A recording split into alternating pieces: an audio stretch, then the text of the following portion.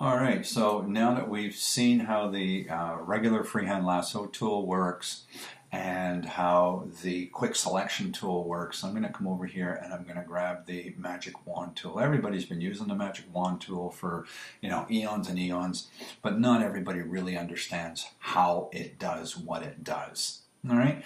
Now I know in the intro I kind of went through and said, here you go, you set your tolerance and you click somewhere and all that kind of stuff. So I'm just going to leave these icons again, the start new selection, add to, take away from, and get the intersect of.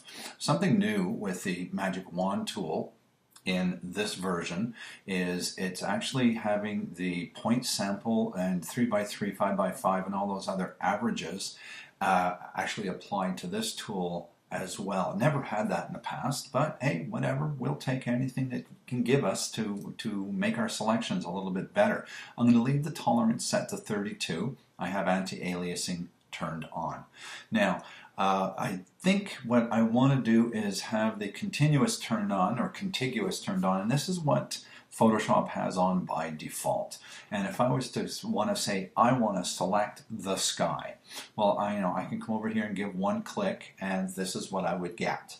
Now, there's more sky over here, but there was a wall that was put up, all right, with the, I guess, the color, the density, the brightness, whatever you want to call it, probably the color of the wood is so different from this that the tolerance didn't really make any difference, and it said stop. We're not going any further. So I guess if I wanted to come over here, I'd have to hold down the shift key and click on that, and then come in here and click on this and try to get inside there and select that. And there we did, and went and got it all. That's almost. I didn't get in between the high tension wires here and in between the high tension wires, and you got to be really careful that you don't select something else. But anyways, so I was able to get this selection using the magic wand tool in about 6 clicks. Great. Now I'm going to deselect, and I want to show you what this contiguous checkbox does. By turning off the contiguous, what that means is the value of the pixel I click on, all right, the application is going to look for lighter and darker, 32 tolerance value, whatever you want to call it, but it's going to jump over these previous barriers or walls and look through the whole document. So I'm going to click in the relatively the same area, and now you can see that not only did I get my sky here, but I got my sky in here, I got it in between here, got it in between there, got it in here, got it in there, got it in there. Now, you can see that there's a couple of other little wonky things that got picked up in this.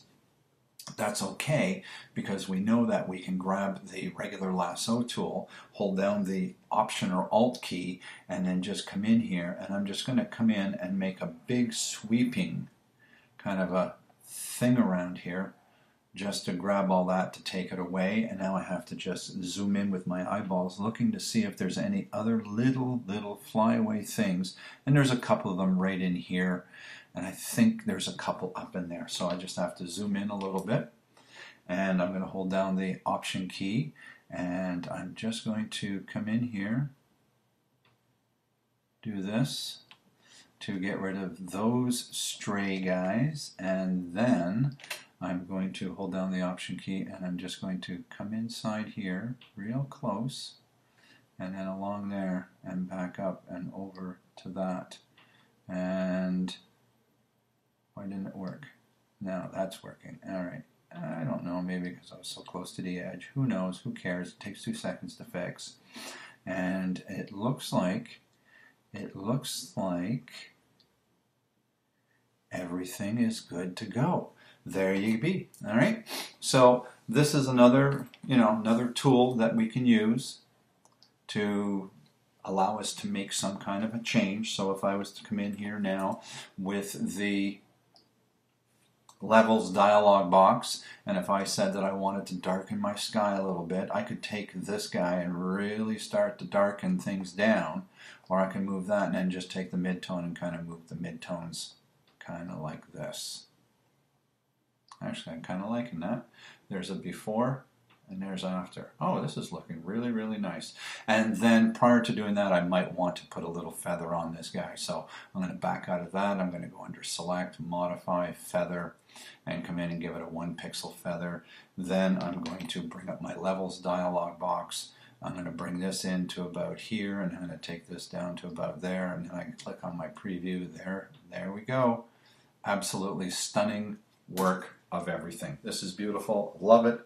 This is the way that we use these tools to make selections to enhance our image.